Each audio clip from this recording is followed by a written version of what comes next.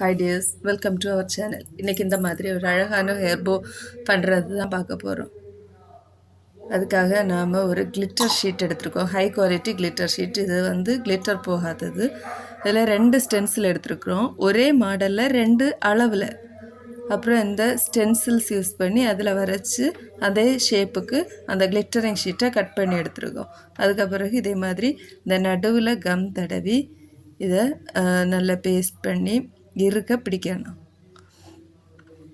கொஞ்ச நேரம் வச்சுருந்தா அதை தன்னாலே நல்லா காஞ்சிரும், இறுக்கமாக இருக்கும். அதே மாதிரி அந்த சின்ன கிளிட்டர் ஷீட்லேயும் அதே மாதிரி நடுவில் கம் தடவி அதை இறுக்கமாக ஒட்டி வைக்கணும். அதையும் கொஞ்சம் நேரம் அப்படியே காய விடணும். அதுக்கு பிறகு இதை ஒட்டுறதுக்காக ஒரு கோல்டன் போ எடுத்துருக்கு. இது சேம் கலர் போ இல்லாததுனால ஒரு கோல்டன் போ எடுத்து அந்த கிளிட்டரிங் ஷீட் இந்த போவோட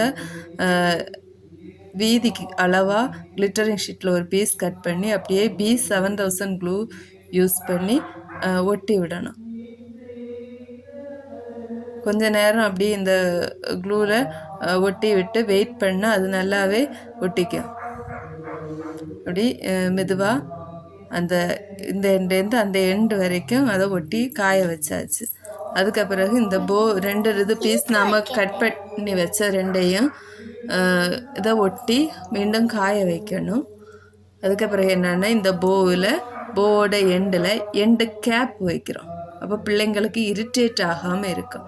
அதுக்காக கொஞ்சம் கம் தடவிட்டு அந்த எண்டு கேப்பை அதில் ப்ளேஸ் பண்ணுறோம். 2 பக்கமும் எண்டு கேப் யூஸ் பண்ணி அதில் ப்ளேஸ் பண்ணி விட்டுறோம்.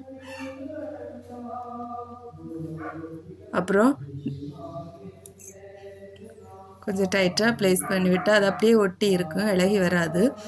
அதுக்கு பிறகு இந்த நம்ம ரெடி பண்ணி வச்சுருக்கிற இந்த போ ஸ்டென்ஸில் இந்த போவில் அந்த இடத்துல வச்சு ஒட்டி வைக்கணும்.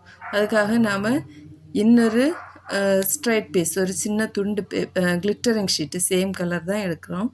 முதல்ல இதில் போவில் கம் தடவிட்டு இந்த செய்து வச்சுருக்க போவை அதில் வைக்கிறோம்.